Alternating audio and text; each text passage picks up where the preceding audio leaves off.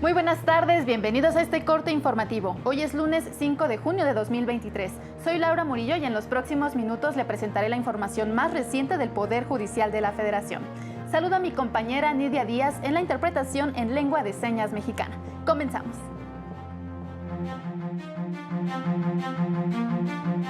Por falta de consulta previa, la Corte invalida disposición que regulaba la educación para personas con discapacidad en Durango. No permitir elegir el régimen patrimonial que mejor convenga a su proyecto de vida viola el derecho de libre autodeterminación.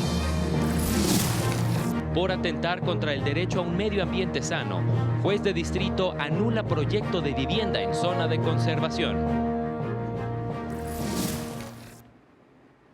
Y en este momento vamos al edificio sede de la Suprema Corte de Justicia de la Nación con mi compañero Mario López Peña, quien nos tiene el reporte de lo que resolvió el Pleno del máximo tribunal del país. Adelante, Mario, por favor. ¿Qué tal, Laura? Buenas tardes a todas las personas que siguen esta transmisión. El Pleno de la Suprema Corte de Justicia resolvió 3 acciones de inconstitucionalidad en las que estuvieron presentes los temas de consulta previa a comunidades y pueblos indígenas y afromexicanos, así como a personas con discapacidad. En uno de los casos, el Pleno declaró la invalidez de una porción del artículo 16 de la Ley de Salud para el Estado de Hidalgo. Esta norma establecía la garantía de recibir asistencia por un traductor dentro de las áreas de atención médica y trabajo social para personas hablantes de alguna de las 6 lenguas indígenas identificadas en esa norma. Así lo expuso el ministro ponente Javier Lainez. En el estado de Hidalgo se ha identificado principalmente la presencia de personas nahuas, otomís, tepehuas, así como pertenecientes a los pueblos amuzgo, chatino, chinateco, xol, huicuateco, huasteco, guave, huichol, entre otros. En congruencia con lo sostenido en las acciones de inconstitucionalidad 100/2017 y 109/2020, se estima que la norma impugnada resulta subinclusiva. En las otras 2 acciones, en la acción de inconstitucionalidad promovida contra disposiciones de la Ley de Educación del Estado de Durango, el Pleno también invalidó el artículo 21, una porción del artículo 21, pues no hubo consulta previa a personas con discapacidad. Finalmente, en el tercer caso, en la tercera acción de inconstitucionalidad, que fue promovida contra reformas a la Ley de Reconocimiento, Derechos y Cultura de los Pueblos y Comunidades Indígenas y Afromexicanas del Estado de Guerrero, el Pleno identificó que hubo elementos para constatar que hubo consulta previa a estos pueblos y comunidades indígenas y afromexicanas. Esto fue lo que resolvió el día de hoy el Pleno de la Suprema Corte. Muchas gracias, Mario, y bueno, por supuesto, los detalles de la información en el noticiario nocturno. Y en otras noticias, la segunda sala de la Corte determinó que las personas físicas que solo realizan la entrega de los productos, paquetería y o mensajería, así como los terceros repartidores, no tienen interés jurídico ni legítimo para reclamar la invalidez del artículo 307 del Código Fiscal de la capital del país. Disposición que establece el cobro de un aprovechamiento del 2% a las plataformas de reparto de paquetes, comida, víveres y mercancías, y en su tercer párrafo se establece que dicho aprovechamiento es intransferible y no está sujeto a traslación y no podrá cobrarse a terceros o a quien realice la entrega del paquete, por lo que solo existe la obligación para un sujeto determinado y en consecuencia es el único que tiene interés jurídico para reclamar la invalidez de la norma. Además, la obligación establecida no recae en la comisión que cobran los repartidores por la entrega del producto, sino sobre los operadores de las plataformas digitales, informáticas o tecnológicas, de ahí que carezcan de interés jurídico y legítimo para impugnar la norma. Y con el fin de preservar el derecho humano a un medio ambiente sano, el Juzgado 10º de Distrito con residencia en Naucalpan de Juárez concedió la protección de la justicia a vecinos de Jilotzingo, Estado de México, contra la ejecución de un proyecto inmobiliario para la construcción de 20,000 viviendas en la zona natural protegida conocida como Espíritu Santo.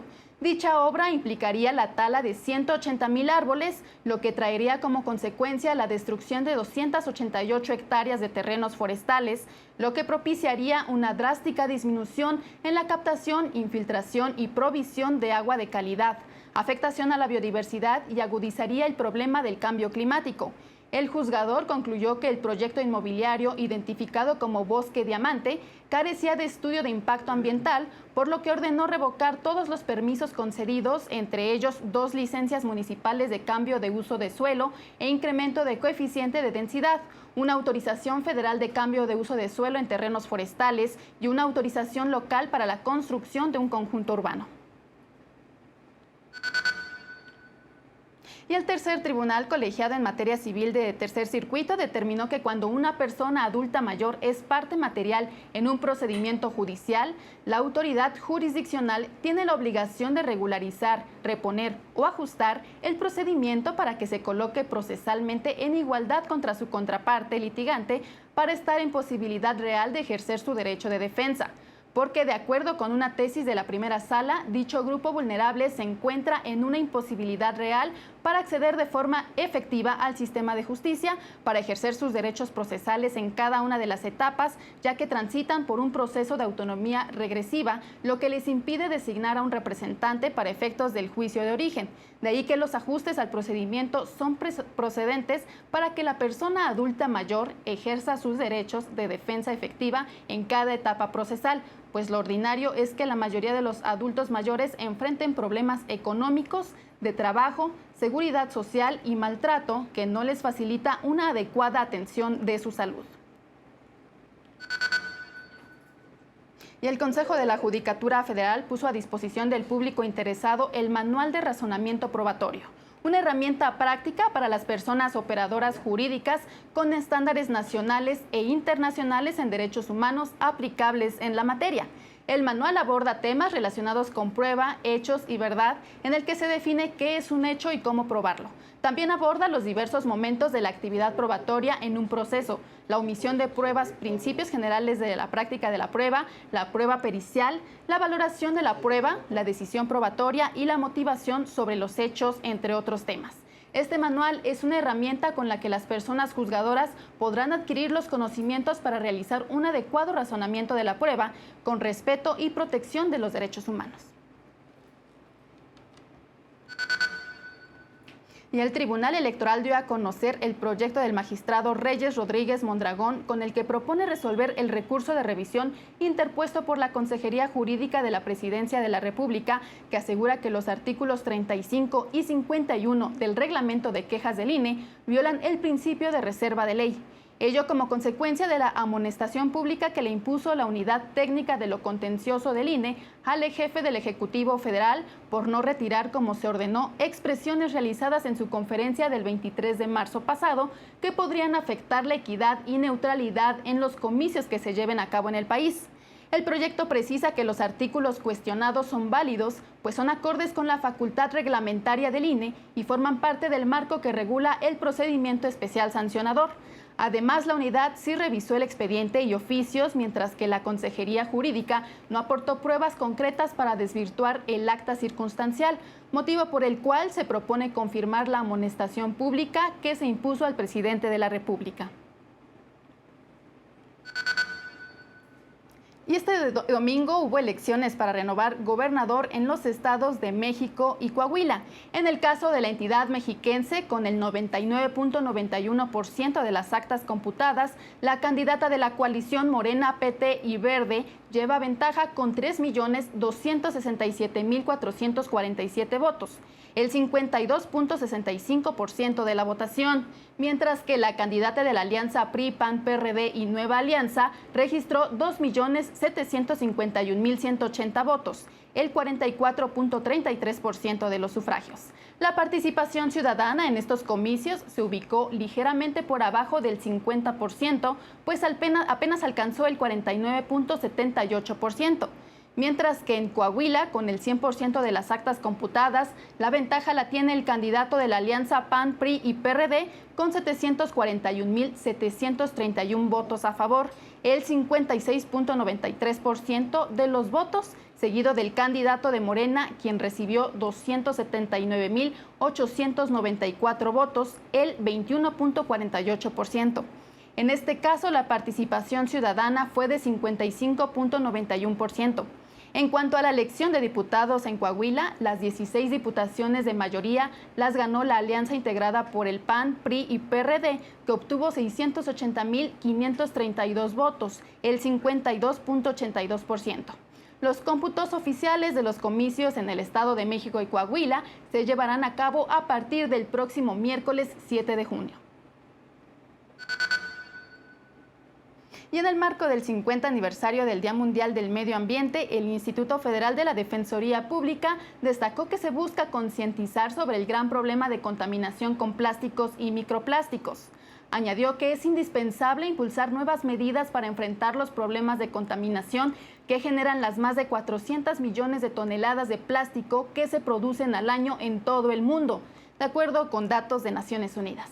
Nuestro país ocupa el lugar número 12 en el mundo por su consumo de plásticos y el lugar número 11 por su producción. Actualmente se fabrican 7 millones de toneladas de plástico al año. El lema para este año es #SinContaminación por plásticos. Integrantes de la Comisión Nacional de Tribunales Superiores de Justicia de la República Mexicana se reunirán con integrantes de la Comisión de Presupuesto de la Cámara de Diputados para pedir que se modifique el artículo 6º transitorio del Código Nacional de Procedimientos Civiles y Familiares, pues aseguran que no basta con el reacomodo de los juzgados y tribunales en la materia para implementar la nueva justicia civil y familiar en un plazo de 4 años.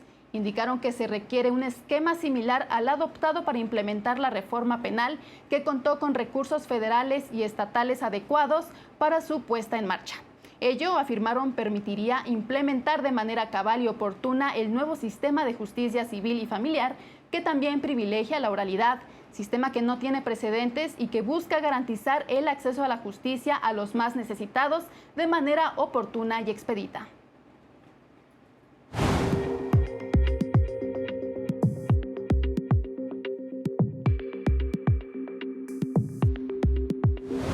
El Poder Judicial de Guerrero capacita al personal jurisdiccional para poner en funcionamiento los juzgados orales civiles y familiares, así como las salas de segunda instancia, para cumplir con la implementación del nuevo Código Nacional de Procedimientos Civiles y Familiares.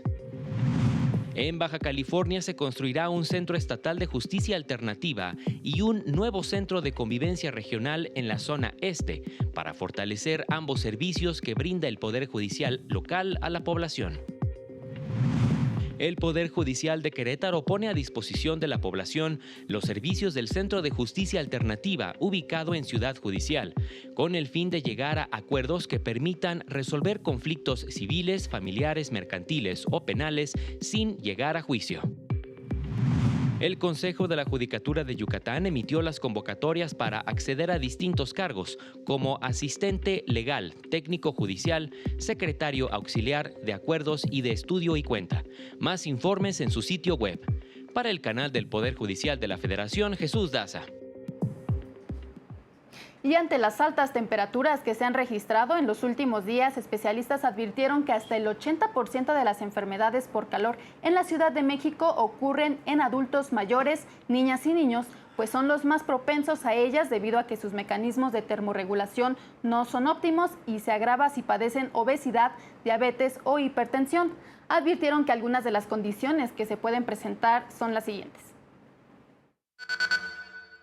Situaciones hasta por pérdida de la conciencia, por temperaturas corporales que se lleguen a alcanzar hasta los 39.6 o alcanzar hasta los 40 grados centígrados, en donde es un poco más peligroso y se pone ya en riesgo la vida porque empiezan a presentarse las alteraciones en el cuerpo.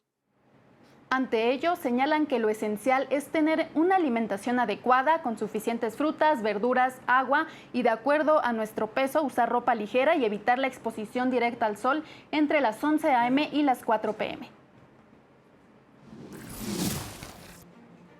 Y también le comento que ya cumple más de 3 horas el bloqueo en la autopista México-Toluca. Se trata de comuneros que protestan contra la tala ilegal.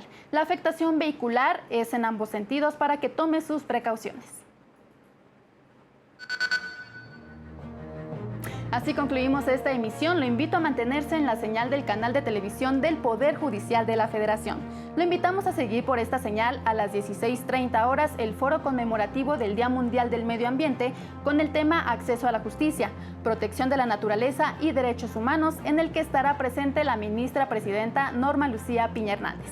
A las 19:30 horas no se pierda el avance informativo y a las 20:30 horas el noticiero nocturno. Yo soy Laura Murillo y le agradezco mucho su atención. Hasta pronto.